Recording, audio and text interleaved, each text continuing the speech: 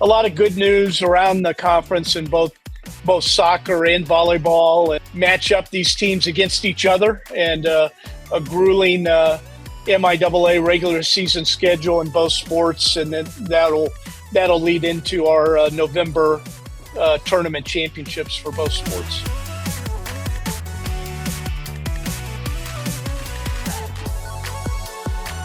Time is flying by, but it's time to check in with MIAA Commissioner Mike Racy for the A-Game show here this week.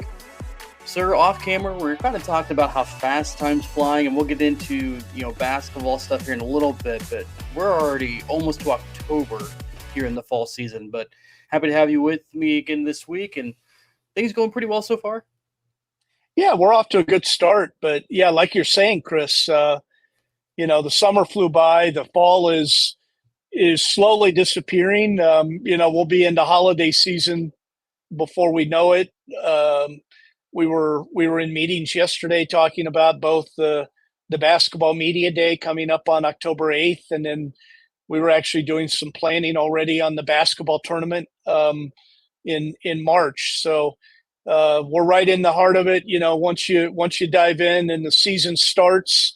And then, before long, we've got the winter sports seasons that are going on, and we get the overlap, and we'll a couple shows, and we'll be talking about where did the year go, and looking forward to our summer. So, but yeah, the year's gotten off to a good start, Chris. Thanks for asking. We talk about that. It's kind of tongue in cheek about we're never in the actual season that we're in. I mean, you guys are looking ahead, I'm looking ahead, but at the same time, when you look at what the MIAA has done so far, and we'll get to football here in a little bit, but from a volleyball, soccer, cross-country perspective, overall, how do you feel like so far things are going? Obviously, volleyball and soccer conference play is just getting started, but how do you feel overall things are going so far for the league? Well, I think, we try to measure how we're doing based on, kind of the non-conference records for all of our schools, and we're at about 66% in both volleyball and soccer, and how we've done against non-conference competitions. So I think that speaks well for our conference. Hopefully, speaks well, when it comes time to figure out teams from the MIAA that need to be in both the soccer and the volleyball NCAA championships. But you look at volleyball, we've got a couple of undefeated teams still. Central Oklahoma, Nebraska Kearney are both undefeated. Washburn has one loss. Fort Hays State has one loss. Missouri Western's gotten off to a hot start at 9-2. We got four of those programs are ranked in the American Volleyball Coaches Association rankings. Kearney's up at number 3 in the country. Central Oklahoma undefeated and number 13. Washburn at 24. And probably the biggest surprise is that the Central Missouri Jennies have gotten off to a little bit of a slow start, at least by their standards.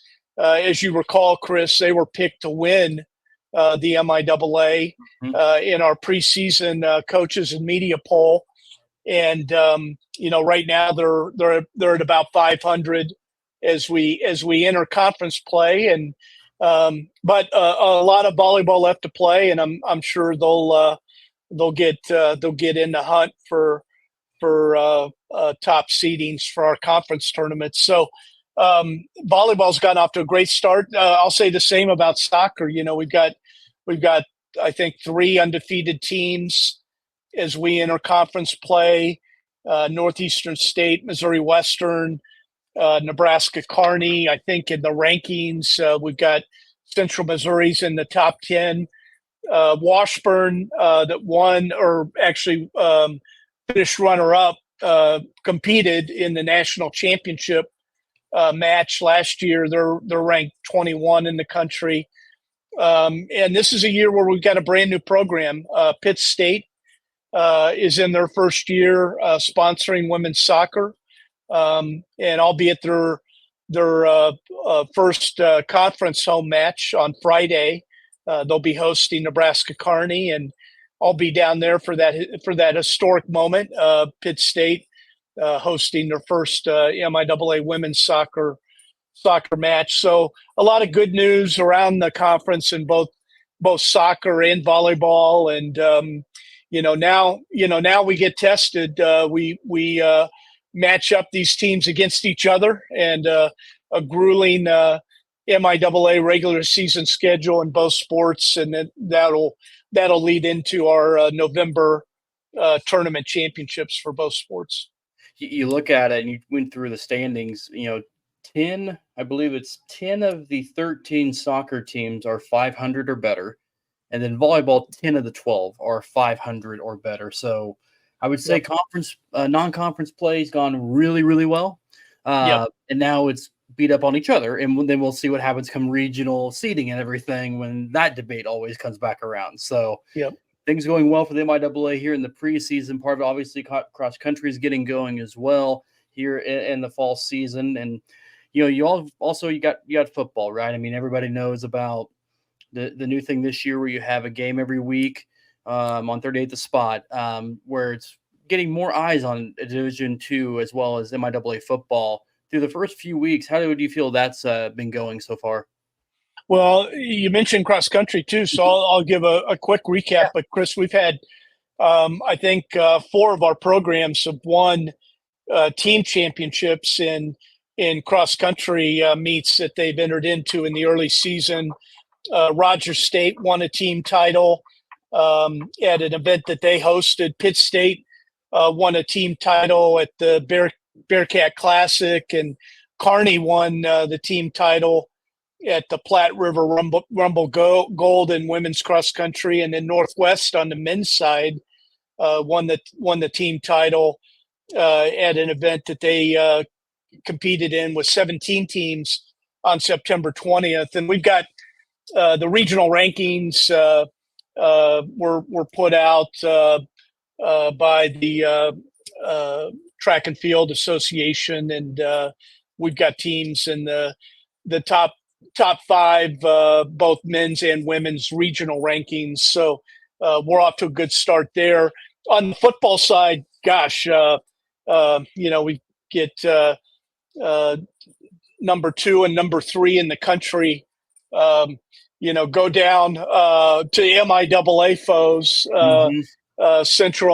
Central Missouri getting beat by Central Oklahoma, and Pittsburgh State losing a game at home with Emporia State. And it just speaks to the level of competition. I think I tweeted out, Chris, that we've had 6 different MIAA programs through the first 3 weeks of the season that have been ranked in the coaches poll. This week we've got 4 schools in the top 25, but we've had Northwest ranked. We've had Fort Hays State ranked. We saw Washburn, that's not ranked, take on the number 5 team in the country, Colorado Mines, and give them everything they wanted. Kearney lost their first game of the year to now a ranked Central Oklahoma team. Missouri Western took Emporia State to overtime.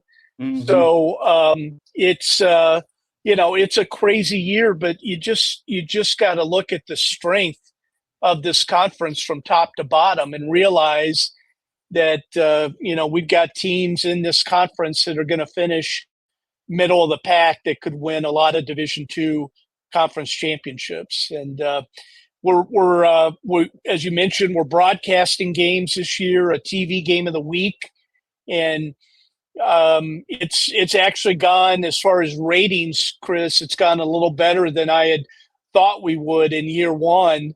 But we've got games that are competing in the Kansas City market with the games that are being shown on ESPN, other events on the CW, Fox Sports, looking at our ratings and our peak ratings, and they're comparable with the Division I games that are also taking place at the same time on some of these other channels. So 38 to spot, they've been great to work with.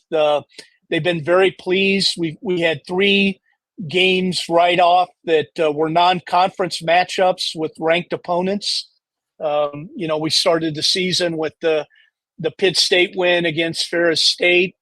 The next week we had Emporia State knocking off a ranked Angelo State team. We had the Colorado Mines nail biter with Washburn. Colorado Mines came in ranked 5th in the country, and this past weekend we had our first conference matchup, Northwest Missouri State at Missouri Southern, and we'll come back with Northwest Missouri State hosting the TV game of the week this Saturday at 1:30 when Emporia State will visit, and I think our folks at 38 The Spot are thinking that this might be the highest rated game yet in our schedule, with 2 very competitive, very successful, lots of tradition at both Northwest and Emporia, and their fans will tune in, and I hope a lot of folks not connected to Emporia and Northwest tune in on Saturday to see a very good football game. I'll say this too, as we look at where standings are. Again, we're super early in the year, but 8 of the 10 teams 500 or better. That's what that non-conference game does. It lends itself to that. To you're not beating up on each other all the time, but I have a feeling with how things have already started, where MIAA is beating non-conference teams but beating each other. The regional rankings will be interesting to say the least once we get further in the year, because of the wins and the upsets we've already seen, and how that's going to shake out now with the non-conference as well. So that's going to add another layer to everybody watching that, for that matter. Yeah, and I like the games that we've won.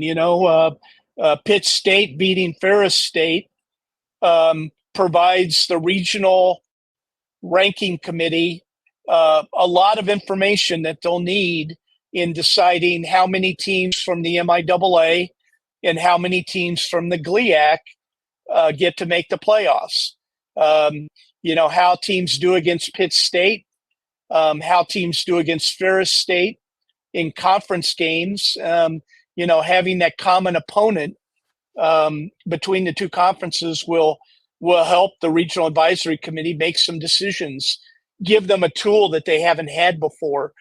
Same thing later in the year. Missouri Western will be taking on Quincy out of the Great Lakes Valley Conference. Again, giving a data point to the regional advisory committee in football, comparing MIAA with the GLVC, how that game comes out, where those schools finish in the rankings, and again, helping that committee make some decisions about how many teams from the MIAA belong in the playoffs. So, these early season, or in the case of Missouri Western, later season non-conference matchup, very important as we think about how many teams the MIAA might get in, and what the seeding for those teams might look like.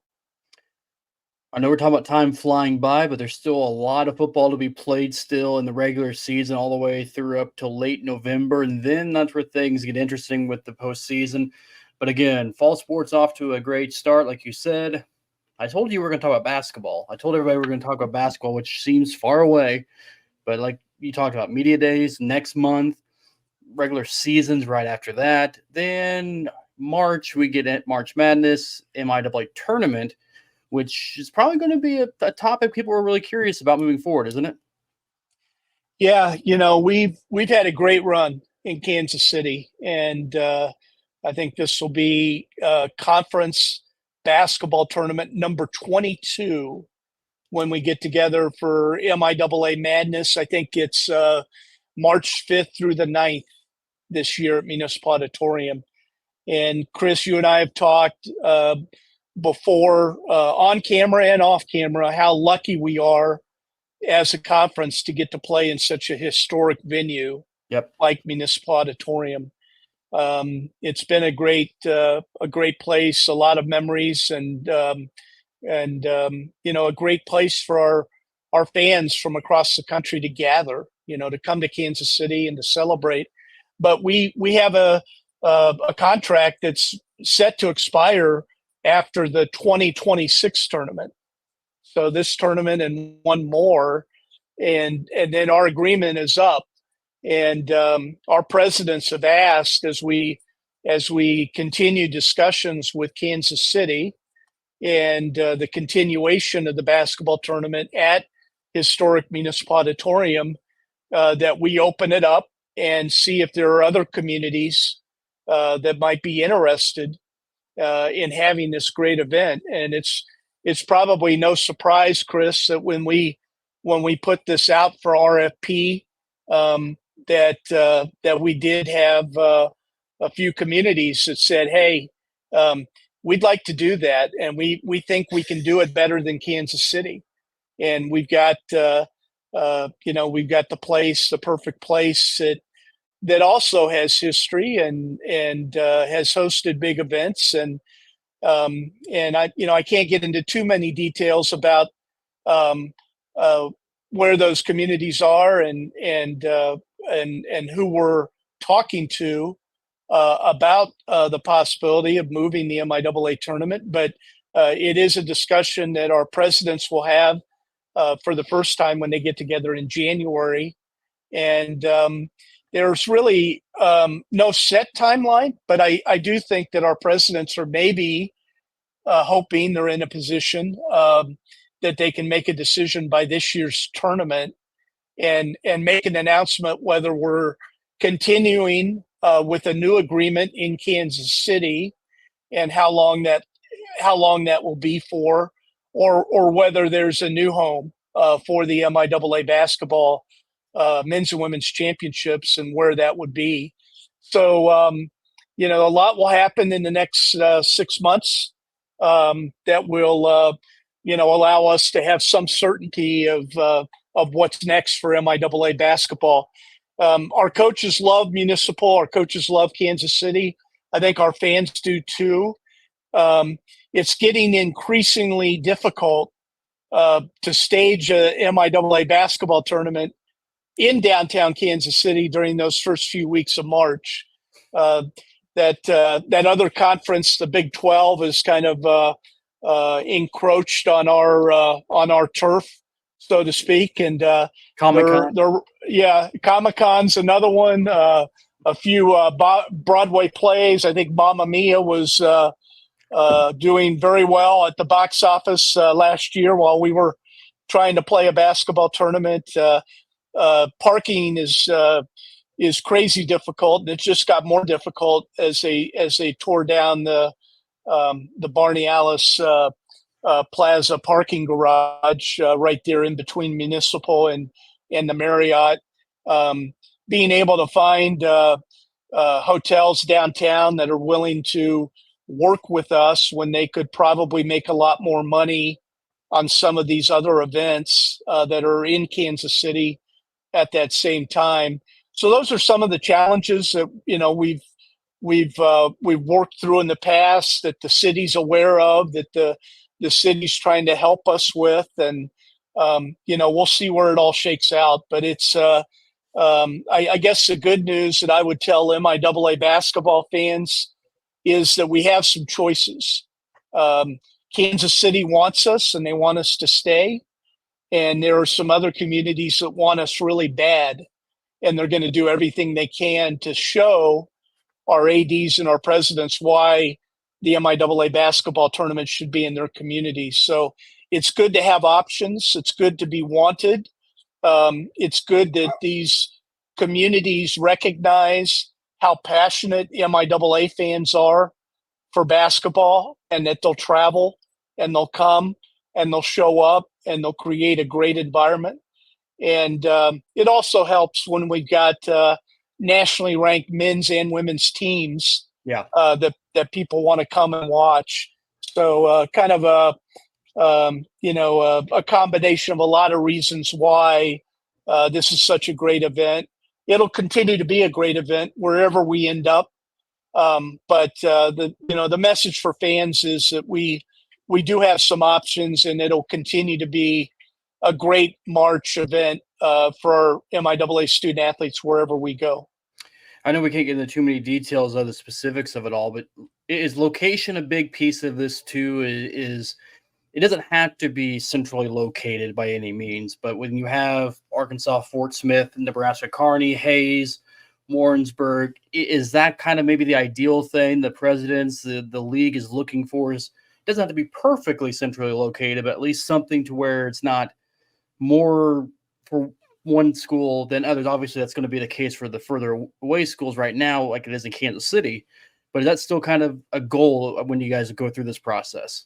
Yeah, it is, Chris. And that's why Kansas City's such a good home for the MIAA office.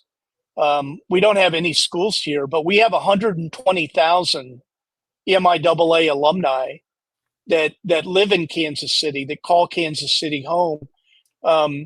In the greater Kansas City area, I think that there's between 650,000 and 700,000 people that have a college degree. One out of every five of those has that degree from an MIAA school. And I think it's important that as we think about, the tournament continuing in Kansas City or that it moves someplace, so we do try to keep it near the hub of where the conference office is located and where most of our alumni seem to have settled. Our teams will travel. The Bearcats, the Bearcats would drive to Texas to watch their Bearcats play in a men's and women's basketball championship. But we also want to make sure that fans of MIAA basketball and alumni that may not follow their team as closely during the year as some of our more passionate fans have a location for the conference tournament that's convenient for them to get to as well.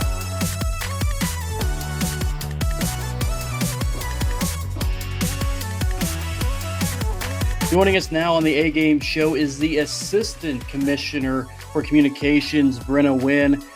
Brenna, you're the person that everybody kind of sees, but everybody sees your work that you put out there. They'll see you at events, but then they see your work all the time. You are the kind of, Swiss Army knife of a lot of ways, but happy to have you on the show with us this week.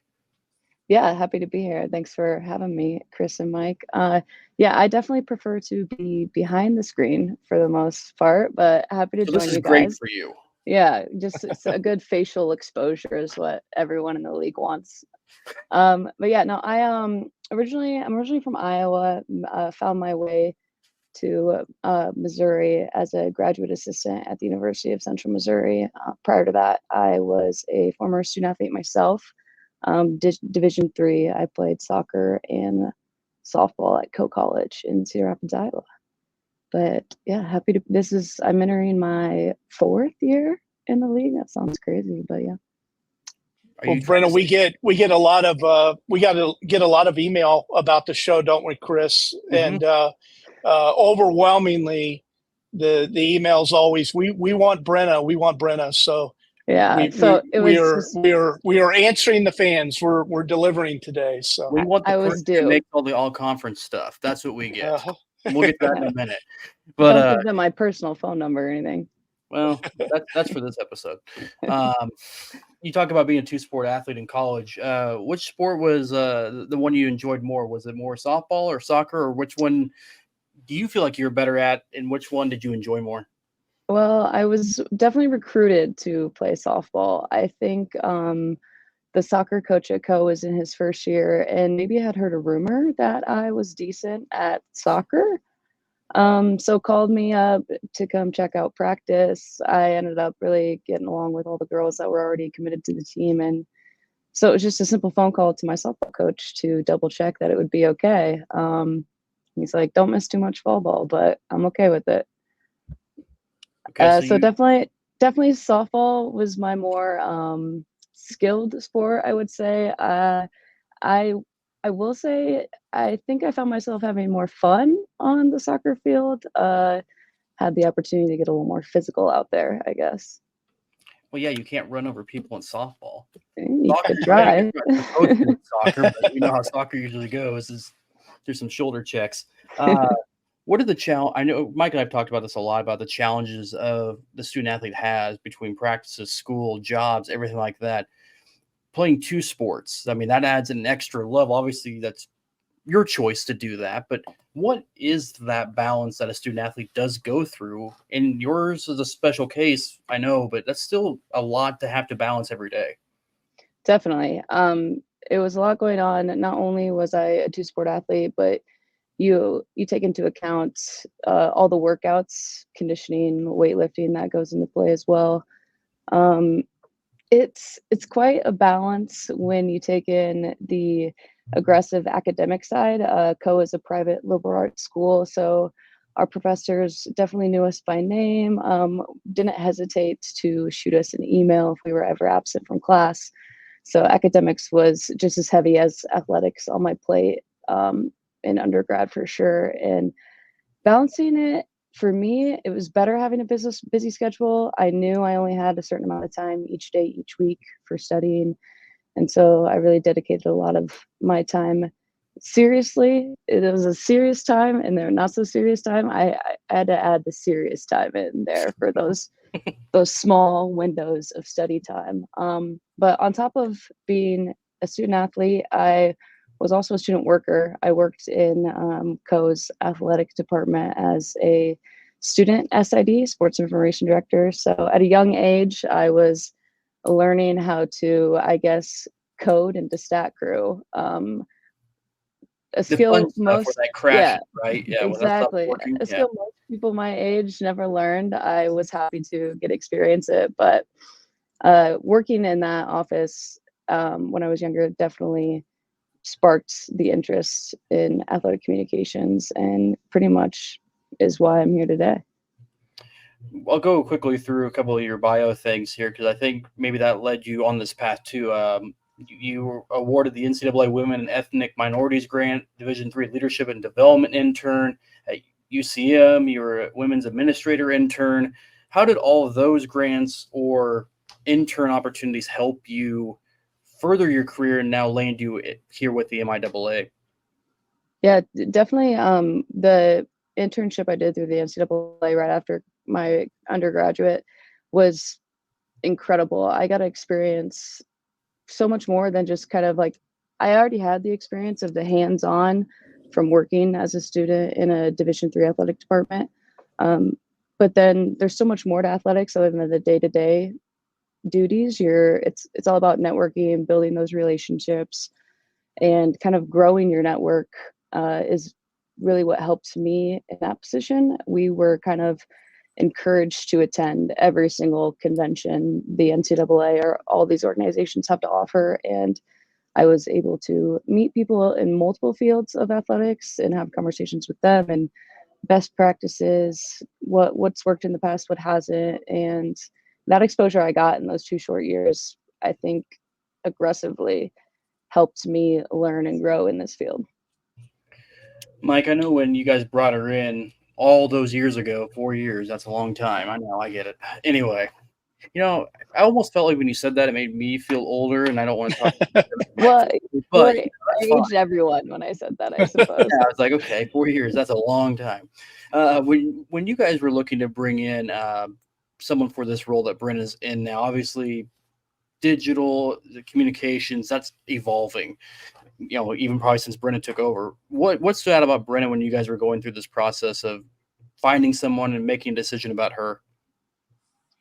I think, we interviewed quite a few people, but I think the thing that just stuck out to us was just Brenna's personality. She is fun to be around. She's easy to work with. She fits in and complements what I think is, a very, very strong conference office team. She's got a great work ethic, but just an overall pleasant demeanor, a great attitude. Somebody that likes to work hard, but also is not afraid to have fun and laugh and really enjoy what it is that we get to do every day, and that's to be a part of college athletics. And so, we thought, going in that she'd be the right person to oversee all of our strategic communications initiatives. And, we knew early that we had the right person. She's done a great job. We're very proud of her. So, Brenna, this is the part of the interview where you clip that and you just play on a loop when you walk by your desk every day. Same thing I told Amber too. Same thing. Just play those things on a loop. Be like, hey, remember when you said that? Yeah, that's forever now. I'm actually gonna immediately send that to my mom. So That's see, great. look, they do love me. They do appreciate me. Now let's get into what you do on a daily basis. I'm sure it's never the same every single day. You're constantly putting out, whether it's graphic design, whether it's sports SID work, which is getting a hold of the sports information directors at other schools, universities, or sending stuff out for the website. But you're also challenged with the Players of the Week and being in charge of that, the conference, all conference stuff. So if people have an issue with any of those things, you're the person to go to, right? Yeah, I guess direct all complaints to me, I suppose. I'll field them. Be careful. No, you did nail it. It's very much kind of a variety of things I do throughout the week, depending on what part of the season we're in, for sure. I will say the beginning of my weeks, Mondays, Tuesdays, and Wednesdays, they do kind of look the same while in season, because those are our heavy athlete of the week days, especially Mondays and Tuesdays. Those are the bulk. For example, right now in the fall, football and volleyball athletes of the week go out on Mondays. Cross country, soccer is on Tuesdays, and then golf's finish off the week on Wednesdays. And that'll happen pretty much every single week in the fall. And then when lovely crossover season comes, we'll start filtering in basketball athletes of the week in there, wrestling, track and field. So yeah, I definitely rely heavily on my SIDs. So shout out to all our MIAA SIDs out there. They do a fantastic job. I coordinate the process, but they are responsible for getting their nominations in, and then again, a select group of them, it's all rotating, so they all get the chance eventually, but every sport voting for the process of athlete of the week, the SIDs are doing that as well. They're the people I personally think have the most exposure, coverage to all of our events that are happening throughout every season. They're covering their teams and athletes on a daily basis. So, and it makes sense to me that they should be the ones voting on these athletes that they're constantly not only seeing play in person, face to face, but they're also reading about them when they're writing the recaps for those away games as well. So very lucky with my group of SIDs. I don't have to track any of them down with reminders too much, but Mondays through Wednesdays, I think they're definitely getting tired of all my emails already. And Chris, you might imagine in a conference like ours, being selected the athlete of the week, whether it's volleyball or soccer, football, cross country, it's a big deal. You know, it in the conference and the competition that we have in this conference, to be identified that you had that week where you're above everyone else. You are the one. You get this special recognition. It's a big deal. A lot of people pay attention to it, and that was one of the reasons I wanted Brenna to come on, because I think a lot of people misunderstand that process. I think they think that it's the commissioner's decision or it's Brenna's decision, and we have a process that's very deliberate and does involve our membership in making that selection. As Brenna said, those are the people that have the front row seat every week to see our athletes perform and are in the best position to decide who's the best. Brenna, I'll get you out of here on two questions. First one, have you guys ever thought about everybody switching jobs in the office for a week? Commissioner Brenna would be interesting, right? And then Mike could run the website, the social media accounts, all that stuff. That'd be fun for everybody. There's my hesitation, Chris, right there. Which part? You being commissioner for a day, or the Mike running the website and social media? The website, social media. I know Mike is a big Twitter X guy. Love the support. I've seen some of his graphic design skills. I would be very hesitant to let him take over that department. See, that's not fair Yeah. because my graphic design is terrible and it's like stick figures. So that's why I don't have a graphic design either. Well, that I would call my baseball bracket that I drew today on a note card and handed it to Brenna to make it look good. That's about the extent of my graphic design skills. So Yeah. Brenna's absolutely right. The conference would be in good hands with her as commissioner for a week, but we would have an inactive website, and our social media accounts would all struggle. I can only imagine what the note card looked like. What was it like? X's, like here's team here, and you're like, great. I'll make I something. could read his handwriting, so that's all I have. Right? Yeah, Yep. you can figure it out.